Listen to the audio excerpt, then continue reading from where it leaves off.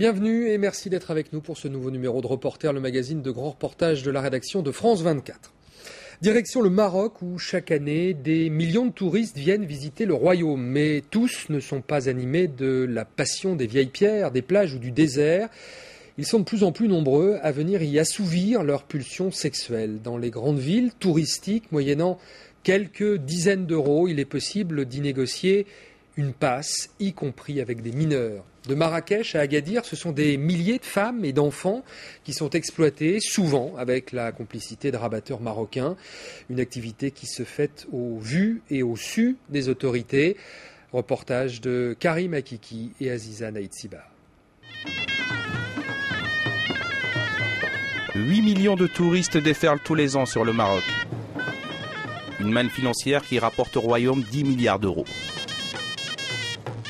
Destination plutôt familiale, Marrakech a aujourd'hui le vent en poupe. La ville attire de plus en plus de curieux et de jet-setters. Tous passent par la place Jama Al-Fna. Mais à la nuit tombée, c'est un tout autre genre de touristes qui envahit la place. Des hommes seuls, des prédateurs à la recherche de proies faciles. Pour voir l'envers du décor, il nous faudra filmer en caméra cachée.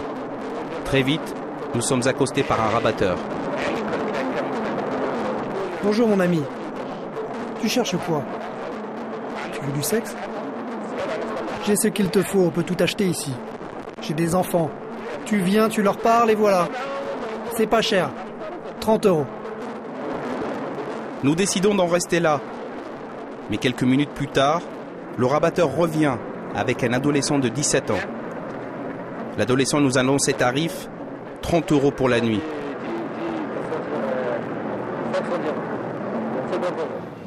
La place est pourtant surveillée en permanence par une brigade de police touristique et 16 caméras. Ce qui n'empêche pas cet étranger, à quelques mètres des policiers, de négocier une passe avec ce jeune garçon sur le vélo. La négociation est rapide. Une pratique qui n'étonne plus personne.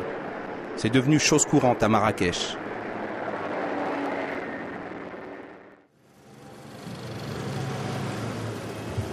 Pendant 4 ans, Samir s'est prostitué sur la place.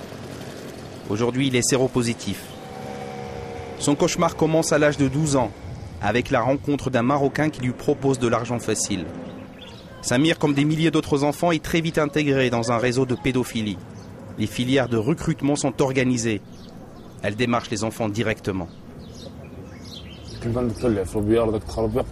Un jour, j'étais à la salle de billard. Un Français est venu me voir. Il m'a proposé de l'argent. Alors je l'ai suivi. C'est comme ça que j'ai commencé. Ils m'ont demandé de coucher avec eux. Au début, je ne comprenais pas tout. Ils m'ont rendu malade, physiquement et psychologiquement. À cause d'eux, je n'avais plus de volonté. Maintenant, je me sens mal. Samir vient de Mela, un quartier très pauvre de Marrakech. Un endroit où les touristes ne s'aventurent jamais. Du coup, il arrête l'école pour traîner sur la place et gagner de l'argent.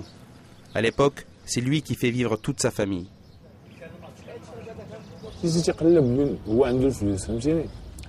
C'était de l'argent facile. Il y a beaucoup de touristes qui cherchent des enfants à Marrakech.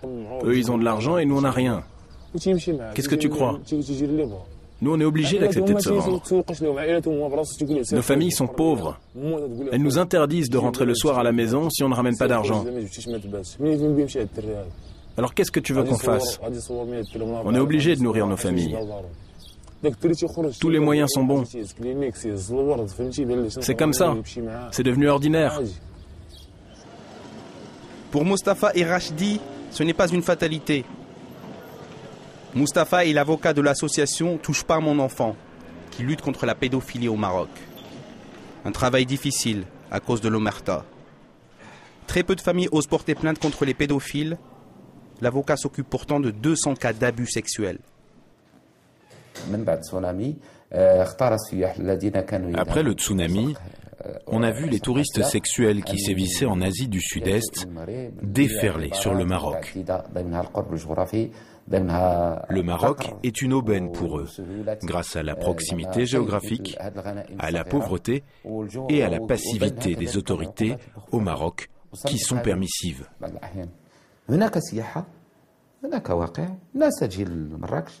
C'est le problème du tourisme sexuel à Marrakech et plus généralement au Maroc.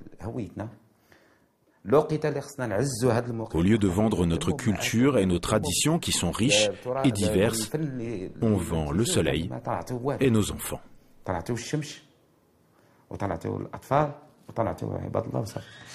Les associations et leurs avocats se battent pour qu'enfin des peines dissuasives soient appliquées aux pédophiles. Ces criminels sont souvent condamnés à 2 ans de prison seulement. Mustapha est scandalisé. Dans le droit marocain, le mot pédophilie n'existe pas. Le code pénal évoque seulement les cas d'inceste ou de viol sur mineurs. Nous n'avons pas de texte de loi pour le tourisme sexuel. Réunion aujourd'hui entre l'avocat et les membres de l'association. Samir est là. L'occasion pour tous de faire le point sur les nombreux dossiers en cours. Il en arrive toutes les semaines. Tant qu'il y aura des viols, des agressions, des atteintes à l'enfance, il faudra se mobiliser pour protéger les enfants. Ils sont tous bénévoles, avec très peu de moyens. L'association se bat contre le laxisme de la justice et les tabous de la société. Elle demande à l'État de protéger ses enfants face aux prédateurs venus de l'extérieur. Les autorités doivent faire leur travail, c'est-à-dire contrôler les gens qui viennent dans notre pays. Ce tourisme à tout va est inadmissible. Notre pays n'est pas une zone où tout est permis, où les touristes peuvent faire ce qu'ils veulent. Casser le mur du silence, c'était notre objectif à la création de l'association. Avant, les familles avaient du mal à parler d'exploitation sexuelle et à poursuivre en justice les agresseurs. La société commence à peine à admettre l'existence de viols d'enfants. En l'absence de jurisprudence, les victimes n'arrivent pas à faire entendre leur voix. Karim regrette d'avoir brisé la loi du silence.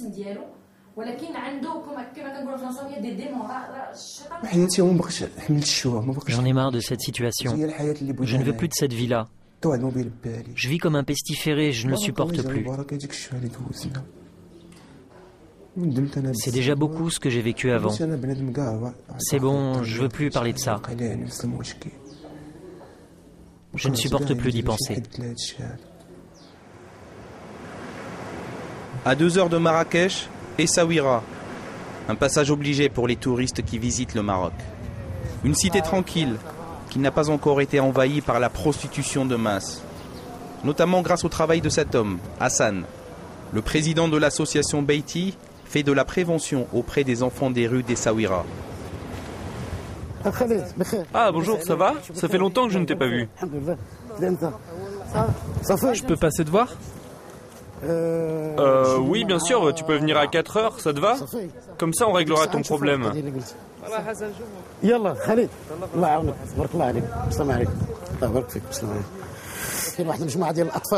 y a toujours des nouveaux enfants qui arrivent ici. Ils sont attirés par l'argent des touristes, ici à Essaouira. Il y a aussi ceux qui sont là depuis longtemps, livrés à eux-mêmes. Hé, salut toi! C'est notre travail de les suivre avant qu'il ne soit trop tard. On essaye d'avoir un contact avec leur famille pour que les enfants ne restent pas dans la rue. Les bénévoles de l'association Beiti sont les seuls à agir sur le terrain. Ils ne voient pas le bout du tunnel. Retour à la préfecture de Marrakech. Les autorités marocaines sont complètement dépassées par le phénomène.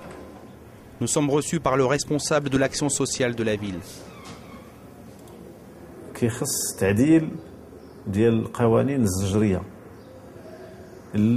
Il faut améliorer les lois répressives de notre pays. Notre plus grande préoccupation est d'arriver à une réelle prévention pour les enfants. Nous étudions toutes les zones à risque dans nos commissions. C'est l'essentiel de notre travail. Ensuite, nous alertons les services concernés, ici à la préfecture de Marrakech. Guiliz, un haut lieu de la prostitution à Marrakech. Tout le monde le sait ici. Dans la journée, ce quartier huppé est le point de rendez-vous des jeunes Marocains branchés, comme des touristes de passage. Tout se vend à Guiliz, même les êtres humains. Le soir, les prostituées s'installent sur le trottoir. Elles sont souvent très jeunes, comme ces deux fillettes. Pour des rencontres plus discrètes, il y a les hôtels du quartier. Cet homme au comptoir négocie une chambre pour une nuit en galante compagnie. Pour ceux qui préfèrent les hommes, il suffit de s'installer à une terrasse de café. Les méthodes de racolage sont très élaborées. Bonjour, ça va ? Moi, je travaille avec les touristes. Tu es guide touristique ? Non, pas exactement. Je connais les touristes, mais je ne suis pas guide. Ça veut dire quoi ? Ah, je vends du sexe. C'est combien ? J'ai un ami français qui vient une semaine par an à Marrakech. Il me donne 50 € par jour pour vivre avec lui pendant une semaine.